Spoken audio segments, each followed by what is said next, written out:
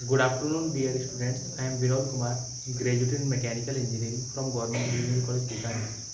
कल अपन ने कॉन्टिन्यूटी के बारे में कुछ बेसिक कॉन्सेप्ट देखा था और मतलब बेसिक कॉन्सेप्ट कुछ डिस्कस किया था अपन ने और ग्राफिकली भी अपन ने देखा था। आज अपन कॉन्टिन्यूटी को आगे बढ़ाते हैं। तो कॉन्टिन्यूटी कॉन्टिन्यूटी के बारे में अगर अपन आगे देखते हैं, ठीक है।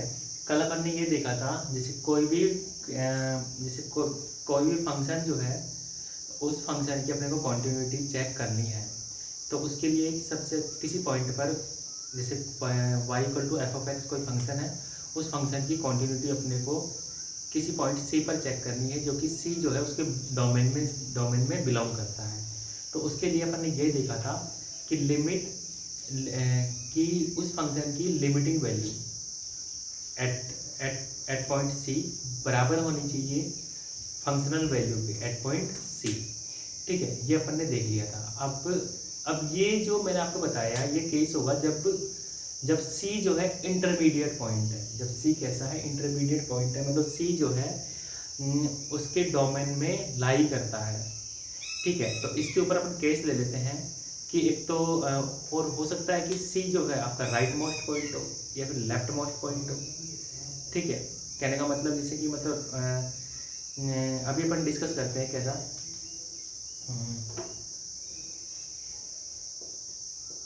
कॉन्टिन्यूटी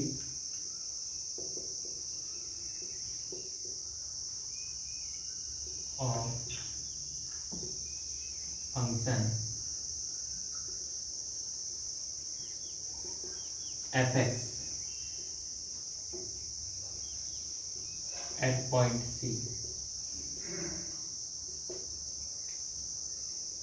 केस फर्स्ट ले लिया मैंने, when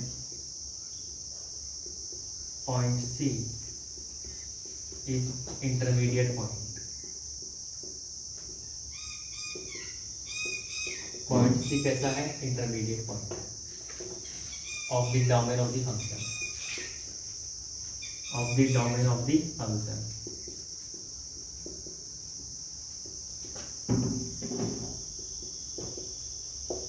When point C is intermediate point of the domain of the function। कहने का मतलब कुछ ऐसा है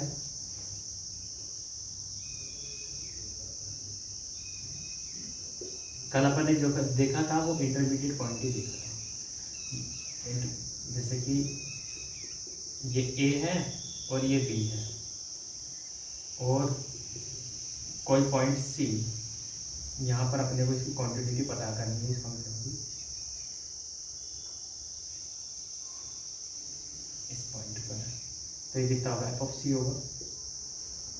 तो इसके लिए अपने को कोई दिक्कत नहीं थी। अपन जैसे पॉइंट सी पर क्वांटिटी पता करनी है और सी पॉइंट कैसा है, इंटरमीडिएट पॉइंट है, मतलब C belongs to A B है, तो उसके लिए कोई दिक्कत नहीं है। Quantity of function F X at point C when the point C intermediate point of the domain of the function. तो उस केस के लिए कोई दिक्कत नहीं है।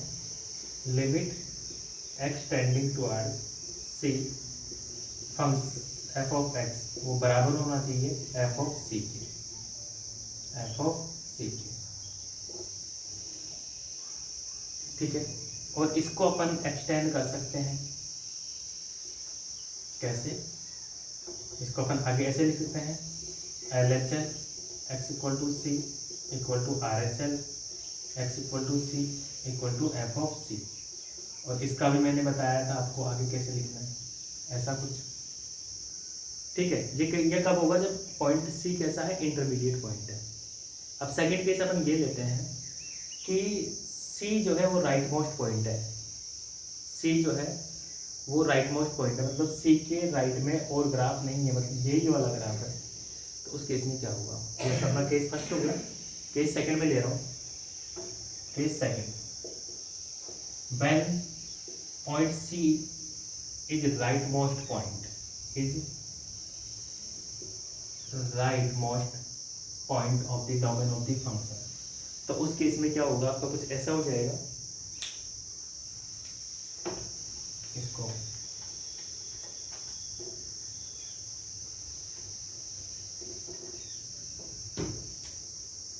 तो अपना ये ग्राफ बनेगा, ये एक्स एक्सिस, ये वाई एक्सिस, नई कोऑर्डिनेट प्लेन हो गया। ये अपना फंक्शन है y equal to F of X जो भी। तो इसमें क्या हुआ कि c जो है ये राइट मोस्ट पॉइंट है, ये c है, और यहाँ पे ये c है सपोज। तो इस केस में क्या होगा, c अपना राइट मोस्ट पॉइंट है। सपोज यहाँ पे ये हो सकता है, कोई दिक्कत नहीं मे बी, पर c अपना क्या है, आपकी बात राइट मोस्ट पॉइंट है। मेन पॉइंट क्या है कि c अपना राइट मोस्ट पॉइंट है।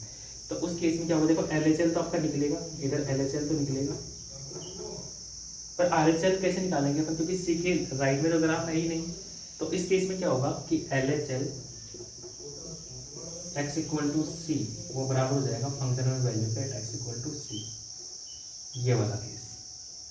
और भी अपन इसको लिखना चाहें तो ऐसे लिखेंगे कि limit x tending towards c minus F of x वो बराबर होना चाहिए एफ ऑफ सी।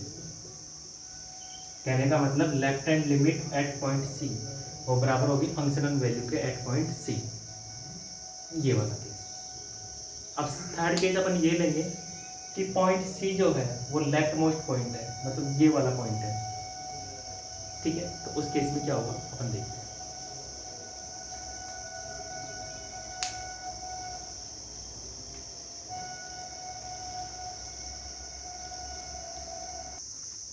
अब अपन थर्ड केस की बात कर लेते हैं।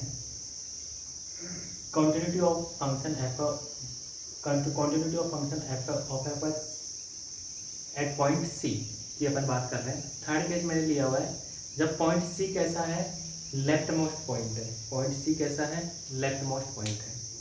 कहने का मतलब when point C left most point of the domain of the function, C left most point है मतलब सी के लेफ्ट में ग्राफ नहीं है। तो उस केस में क्या होगा, देखो अब अपना LHL तो इधर निकलेगा ही नहीं, तो ओनली फॉर RHL निकलेगा। ओनली क्या निकलेगा, RHL निकलेगा। तो इस केस में क्या होगा, तो फंक्शन कॉन्टिन्यूस होने के लिए क्या होगा कि RHL एट पॉइंट सी वो बराबर होना चाहिए फंक्शनल वैल्यू के एफ ऑफ सी के, ये वाली कंडीशन। या फिर ऐसा limit x tending towards c plus F of x वो बराबर होगा एफ ऑफ सी।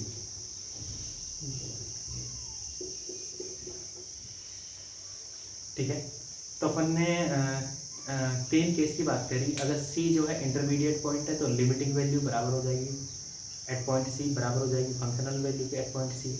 अगर c जो है राइट मोस्ट पॉइंट है तो RHL निकलेगा ही नहीं, तो LHL at point c equal to हो जाएगा एफ ऑफ सी। और जब c जो है लेफ्ट मोस्ट पॉइंट है तो उस केस में क्या होगा, LHL नहीं निकलेगा तो RHL at point c equal to हो जाएगा एफ ऑफ सी। तो अपन ने तीनों केस की यहाँ पे बात कर ली है। अब अपन बात करते हैं कुछ एग्जांपल लेते हैं, मतलब जिसमें अपने को ये जज करना है, किसी पॉइंट पर कॉन्टिन्यूटी बतानी है ग्राफ को देख करके कि इस पॉइंट पर फंक्शन कॉन्टिन्यूस है या नहीं है। ठीक है, तो कुछ ग्राफ लेते हैं अपन।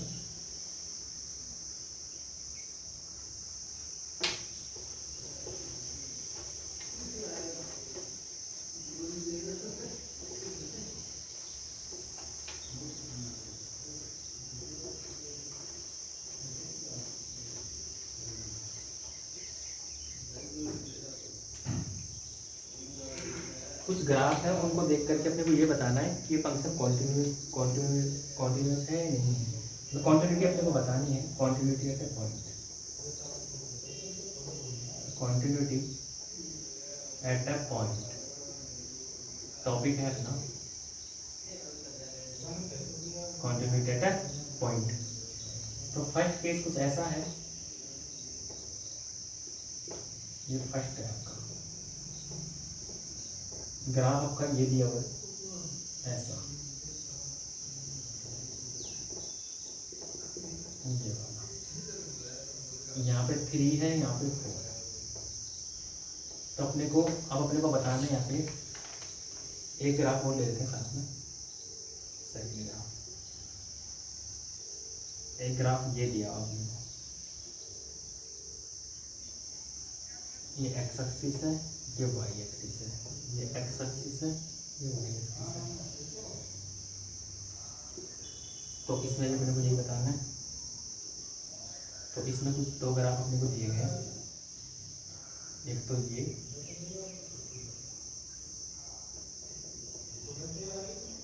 और एक ये।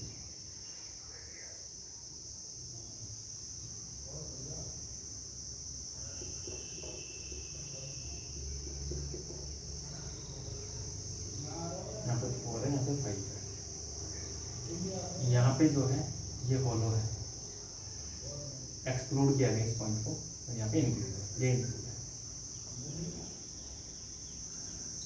ये 3 है।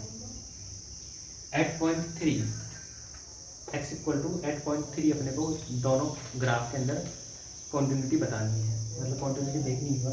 देखो यहाँ अपन ग्राफिकली देखिए इस ग्राफ के अंदर, तो सबसे पहले LHL, तो LHL पे अपन क्या करेंगे, 3 है, ये 3 से थोड़ा सा कम, 3 माइनस, तो ये आएगा 3 माइनस, देखो ध्यान से ये वाला आएगा, ये वाला, तो ऑलमोस्ट 4 आएगा। तो f(3) माइनस आप निकालोगे तो ऑलमोस्ट मतलब 4 ही आएगा, एक तरीके से ऑलमोस्ट 4 आएगा।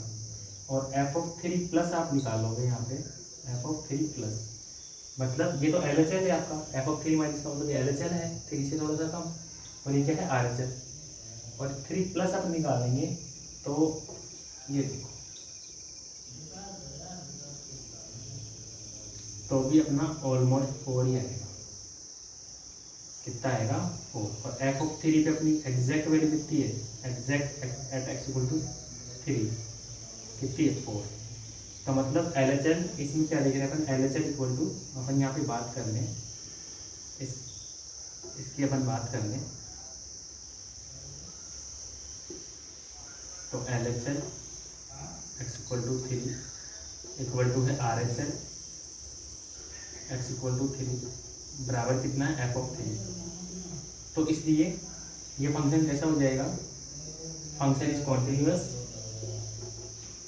Function f(x) is continuous at x equal to 3 at point x equal to 3। Function f(x) is continuous at point x equal to 3। तो किसी फंक्शन के कॉन्टिन्यूअस होने के लिए क्या होना चाहिए कि उसकी लिमिटिंग वैल्यू बराबर होनी चाहिए फंक्शनल वैल्यू। तो यहाँ पे और लिमिटिंग वैल्यू के लिए अपन क्या जानते हैं कि LHL और RHL इक्वल होना चाहिए, लिमिट एग्जिस्ट करनी चाहिए।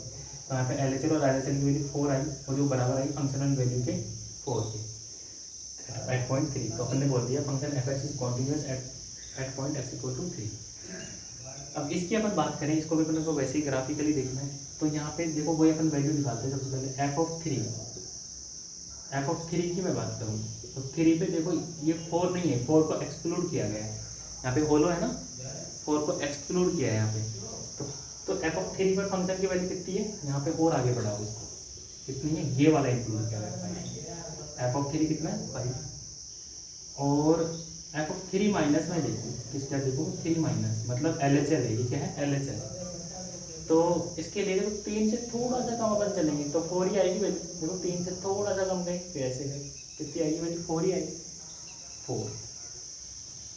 और f(3) प्लस गए अपन 3 से थोड़ा सा ज़्यादा, 3 से थोड़ा सा ज़्यादा जाएंगे तो अभी अपने पास में कितना आने वाला है, 4 ही आने वाला है।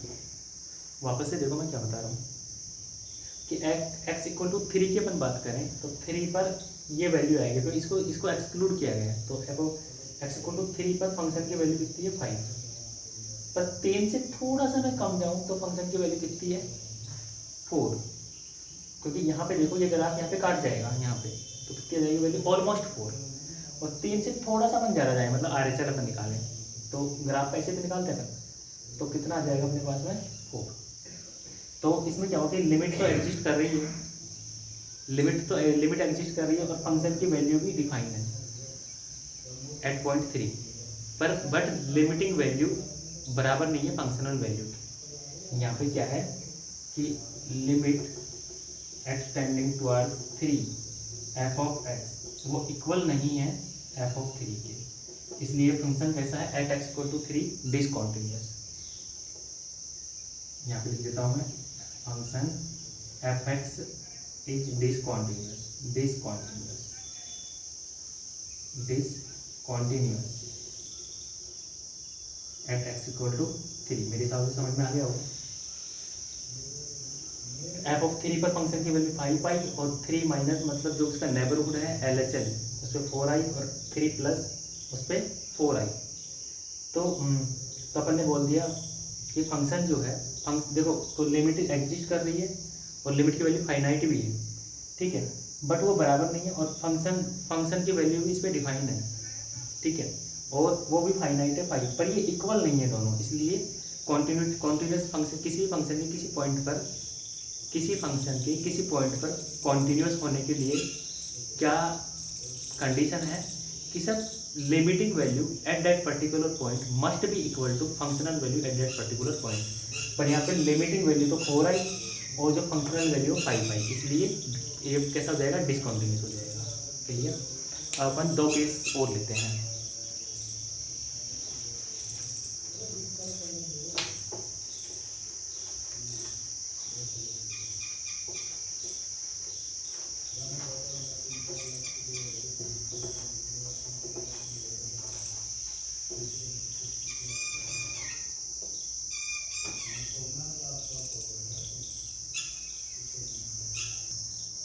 अब अपन बात कर लेते हैं दो ग्राफ और हैं, उनको और देख लेते हैं। इन पे भी एक्स इक्वल टू 3 पर फंक्शन की कॉन्टिन्यूटी चेक करनी है। ये कुछ ऐसे फंक्शन फंक्शन का ग्राफ और ये कुछ ऐसे ग्राफ, ये एक्सक्लूड किया गया है। एक्स इक्वल टू 3 पर 4 को एक्सक्लूड किया है।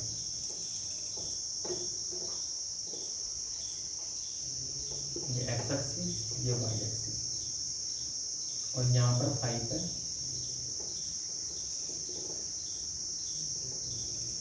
ऐसा। और एक ग्राफ आपका ये है 4th नंबर, ऐसा है, एक्स एक्सिस वाई एक्सिस।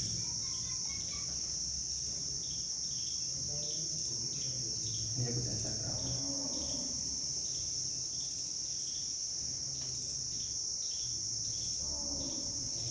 तो यहाँ पे ये 0.3 है, ध्यान से देखेंगे ये वाला पॉइंट, ये कितना है 3, ठीक है।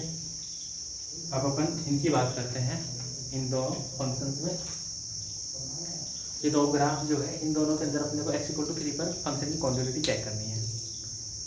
देखो इसके अंदर अपन बात करें तो एफ ऑफ 3 जो है, सबसे पहले फंक्शन की वैल्यू चेक करें एट एक्स इक्वल टू 3। तो एफ ऑफ 3 मेरा कितना है, देखो 3 पर 4 को एक्सक्लूड किया गया क्योंकि होलो है, तो आगे इंक्लूड किसको किया गया, डार्क है, देखो 5, किसको 5 को। तो एफ ऑफ 3 मतलब फंक्शन की value at 0.3 at X equal to 3 कितनी आएगी, 5। अब एफ ऑफ 3 माइनस की मैं बात करूँ मतलब LHL at X equal to 3 minus 3 से थोड़ा सा कम, तो उस पर देखो अपन यहाँ से 3 से थोड़ा सा कम जाएंगे तो कितनी आएगी वैल्यू, ऑलमोस्ट 4 आने वाली है, 4। और 3 से थोड़ा सा ज़्यादा RHL की अपन बात करें, RHL at point X equal to 3, तो देखो 3 से थोड़ा सा अपन ज़्यादा जाएंगे तो यहाँ पे ग्राफ काटेगा, तो उस केस में वैल्यू कितनी आने वाली है, ऑलमोस्ट 4। तो यहाँ पे भी यही वाली प्रॉब्लम है कि लिमिटिंग, देखो लिमिट भी एग्जिस्ट कर रही है, और फंक्शन भी डिफाइन है at 0.3, but limiting value equal नहीं है फंक्शनल वैल्यू के at point X equal to 3। तो इसलिए अपन बोलेंगे फंक्शन डिसकॉन्टिन्यूअस है एट एक्स इक्वल टू 3। तो यहाँ पर अपन यही बोलेंगे, इसकी अपन बात करें कि limit X tending towards 3 F of X वो बराबर नहीं है, क्योंकि वो उसकी वैल्यू कितनी है 4, जो बराबर नहीं है एफ ऑफ 3 के। So function F X is discontinuous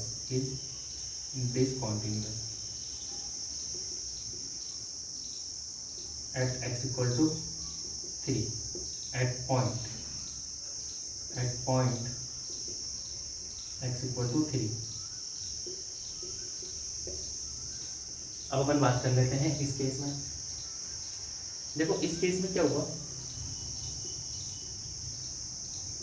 सबसे पहले फंक्शनल वैल्यू निकाले अपन x इक्वल टू 3 पर। तो x इक्वल टू 3 पर देखो ये 3 पर फंक्शन का अगर आप मतलब x इक्वल टू 3 पर अगर अपन इस लाइन को आगे बढ़ाएं तो ग्राफ कहीं मिल रहा है अपने को? नहीं, कहीं ग्राफ नहीं, क्योंकि आगे इन्फिनिटी की ओर चला जा रहा है, कहीं ग्राफ कहीं मिला ही नहीं अपने को। मतलब ये वाली लाइन, ये कौन सी लाइन है, x इक्वल टू 3 वाली लाइन जो है ये कहीं पर काट ही नहीं रही ग्राफ को, तो मतलब अपने को ग्राफ नहीं मिल रहा है, तो इसलिए क्या हो जाएगा, नॉट डिफाइंड, या फिर अपन नॉट डिफाइंड लिख देंगे या फिर इनफाइनाइट, नॉट डिफाइंड। और अपन अब अपन इसकी बात करें, या फिर अपन इन्फिनिटी भी बोल सकते हैं, और अपन इसकी बात करें एफ ऑफ 3 माइनस, तो 3 से थोड़ा सा अपन कम की हो जाएंगे तो भी अपने को इन्फिनिटी की ओर जाने वाला है ग्राफ। तो एफ ऑफ 3 माइनस मतलब LHL की बात करें एट एक्स इक्वल टू 3 तो भी अपने को इनफाइनाइटी मिलने वाला है। और एफ ऑफ 3 प्लस की अपन बात करें तो भी अपने को इनफाइनाइटी मिलने वाला है, क्योंकि 3 से थोड़ा सा ज़्यादा जाएंगे तो भी अपने को इनफाइनाइटी मिलने वाला है, मतलब कुछ नहीं मिलेगा, ग्राफ काटेगा ही। तो इस केस में क्या होगा, देखो लिमिट जो है, लिमिटिंग वैल्यू मतलब लिमिट एग्जिस्ट ही नहीं कर रहा, क्योंकि लिमिट की डेफिनेशन, लिमिट जो अपन ने पढ़ा था तो अपन ने लिमिट के बारे में ये पढ़ा था कि LHL equal to RHL equal to finite, पर यहाँ पे फाइनाइट नहीं है, यहाँ पे क्या है, नॉट डिफाइंड, ठीक है, फाइनाइट वैल्यू नहीं है यहाँ पे। तो इसलिए लिमिट भी एग्जिस्ट नहीं कर रहा है, और फंक्शन की वैल्यू भी यहाँ पे क्या है, फंक्शन की वैल्यू भी एट पॉइंट 3 डिफाइन नहीं है, इसलिए अपन इसके लिए क्या बोलेंगे, वही मतलब इसके लिए देखो, इसके लिए ये बोलेंगे, देखो x इक्वल टू 3 पर पहली बात तो अपन फंक्शन की कॉन्टिन्यूटी की बात ही नहीं करेंगे। क्यों नहीं करेंगे, क्योंकि x इक्वल टू 3 पॉइंट जो है, क्योंकि मैंने आपको ये बताया था सबसे पहले कि सर हम उसी पॉइंट पर फंक्शन की कॉन्टिन्यूटी की बात करेंगे, हम उसी पॉइंट पर फंक्शन की कॉन्टिन्यूटी की बात करेंगे जो पॉइंट इस फंक्शन की डोमेन में होगा, फंक्शन की डोमेन में होगा। पर ये x इक्वल टू 3 पॉइंट जो है वो फंक्शन की डोमेन में ही नहीं है, क्योंकि क्योंकि x इक्वल टू 3 पॉइंट पर फंक्शन डिफाइन ही नहीं है अपना, है ना। तो इसलिए ये फंक्शन जो है कॉन्टिन्यूस होगा अपने इंटरवल के अंदर, x इक्वल टू 3 पर अपन बात नहीं करेंगे। फिर भी अगर वो पूछता है कि x इक्वल टू 3 पर क्या होगा, मे बी ऐसा जेई में ऐसा क्वेश्चन नहीं आएगा, IIT जेई में ऐसा क्वेश्चन नहीं आएगा, फिर भी वो पूछता है कि x इक्वल टू 3 पर क्या होगा, तो अपन डिसकॉन्टिन्यूस बताएंगे। क्या बताएंगे, डिसकॉन्टिन्यूस। जैसे कि अपन 10x का ग्राफ देखें, आपने 11th क्लास में पढ़ा होगा, तो 10x का ग्राफ की मैं बात करूँ तो 10x का ग्राफ कुछ ऐसा आता है, मतलब अगर मैं इंटरवल की बात करूँ 10x की ग्राफ की, तो ये होता है, ये π/2 है यहाँ पे, और ये -π/2, तो ऐसा कुछ आता है ये वाला ग्राफ।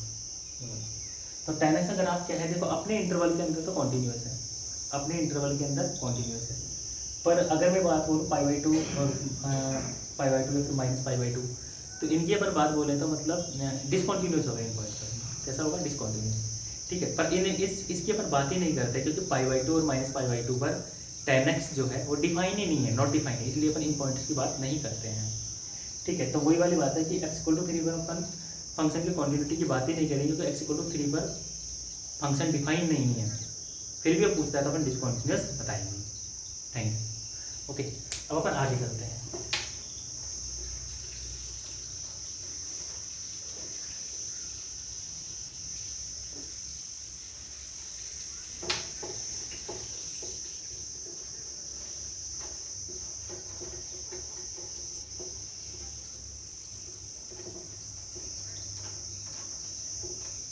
अपन आगे चलते हैं, कुछ प्रॉब्लम्स करते हैं, उसके बाद में अपन पहले तो कुछ 1-2 NCERT की प्रॉब्लम लेते हैं, उसके बाद अपन IIT JEE की प्रॉब्लम सोल्व करेंगे, ठीक है। एक क्वेश्चन सिंपल से क्वेश्चन लेते हैं अपन, क्वेश्चन फर्स्ट कुछ ऐसा है,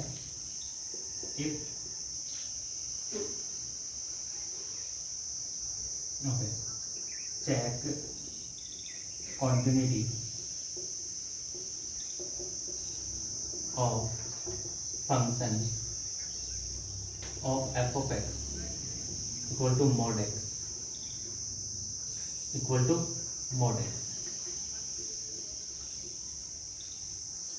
at point x equal to c, x equal to 0, sorry, check continuity of f of x equal to mod x at point x equal to 0।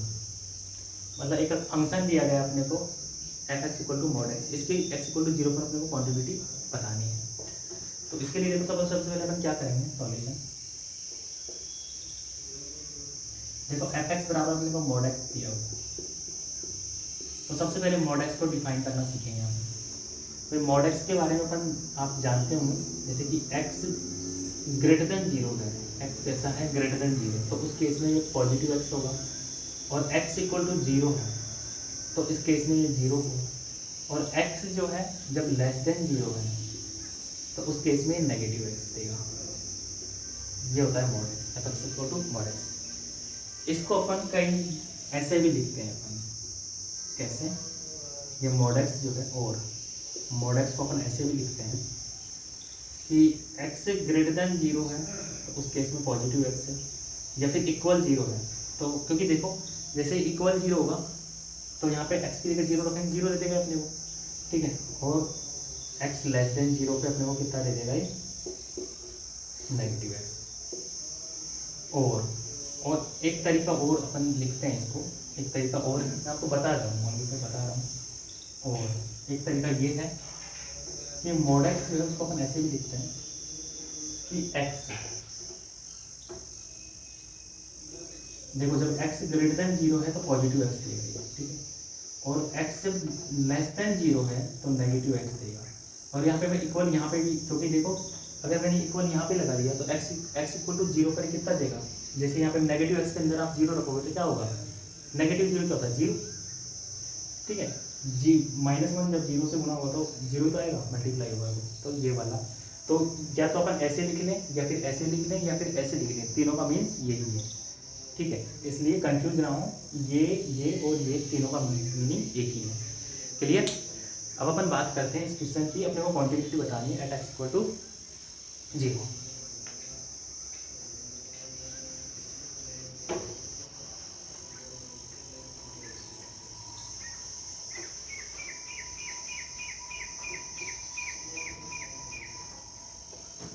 At X equal to 0 अपने को function की quantity बतानी है। और solution के अंदर क्या अपन क्या करेंगे, तो सबसे पहले LHL लेंगे, LHL एफ ऑफ एक्स। तो LHL के लिए अपन फंक्शन कौन सा लेंगे, देखो LHL means x when x is less than 0, तो उसके लिए एफ एक्स अपना कितना आ जाएगा, नेगेटिव एक्स, यहाँ से अपना LHL आएगा। और RHL के लिए अपन फंक्शन कौन सा लेंगे,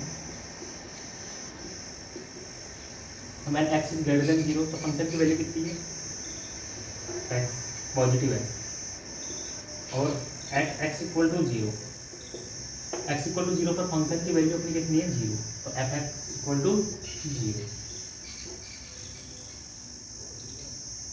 वापस से देखो मैं क्या बता रहा हूँ कि देखो LHL कब निकलेगा, जब एक्स लेस देन 0 तो उसके से फंक्शन की वैल्यू कितनी है, मॉड एक्स की वैल्यू -x। और RHL कब निकलेगा, जब x ग्रेटर देन 0 तो उसके में फंक्शन की वैल्यू कितनी है, पॉजिटिव है। और एट x इक्वल टू 0 पर फंक्शन की वैल्यू अपनी कितनी है, at x equal to 0, F of X फिर कितना है 0, क्लियर। अब अपन बात कर लेते हैं, देखो LHL को अपन ऐसे भी लिखते हैं एफ ऑफ 0 माइनस 0, क्योंकि 0 पर अपन निकालते हैं तो 0 माइनस 0, ठीक है। तो अपन इसको लिखेंगे limit X tending toward 0 minus, LHL निकालने तो 0 से थोड़ा कम की हो, नेबरहुड LHL, तो एफ ऑफ एक्स की वैल्यू मेरे हिसाब से यहाँ पे रख देता हूँ -x, क्योंकि फंक्शन की वैल्यू कितनी है -x। अब जैसे ही अपन इसके अंदर वैल्यू पुट करेंगे तो कितना दे देगा अपन को 0, क्लियर। अब यहाँ पे अपन RHL निकालें, तो RHL के लिए अपन लिखते हैं, तो 0 प्लस इसके अंदर ऐड करेंगे अपन 0, तो limit X tending towards 0 plus, क्योंकि RHL है तो 0 से पॉजिटिव की ओर जाना है, 0 से थोड़ा सा ज़्यादा, एफ ऑफ एक्स की वैल्यू कितनी है अपनी, क्या पॉजिटिव एक्स, कितनी है पॉजिटिव एक्स। तो कितना आ जाएगा अपने पास में, यहाँ से भी अपने को 0 देगा RHL भी। और एफ ऑफ 0, देखो एफ एक्स की वैल्यू 0 है, एट एक्स इक्वल टू 0, कहने का मतलब कांस्टेंट है, तो ये इस पर डिपेंड ही नहीं कर रहा एक्स की वैल्यू पर, तो एफ ऑफ 0 भी कितना आएगा 0। तो यहाँ पे अपन ने क्या देखा, ठीक है, ये अपना क्या है, ये LHL है, ये RHL है, तो अपने यहाँ पे क्या देखा कि LHL बराबर आया RHL के और बराबर आया फंक्शन वैल्यू। तो इसलिए अपन क्या बोलेंगे कि mod x function is continuous, mod x function fx equal to mod x is continuous at point x equal to 0। देख रहे हैं अपन, क्योंकि LHL at x equal to 0 इक्वल आ रहा है RHL at x equal to 0, मतलब लिमिट एग्जिस्ट कर रही है और limiting value at x equal to 0 बराबर आ रही है functional value at x equal to 0। Clear?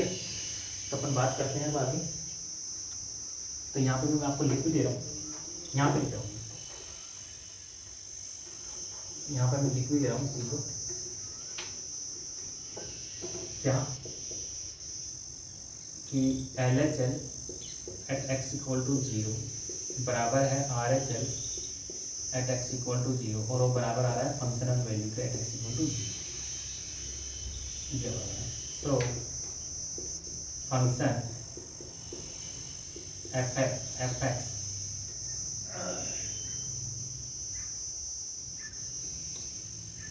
is continuous at x equal to 0, at point x equal to 0, at point x equal to 0।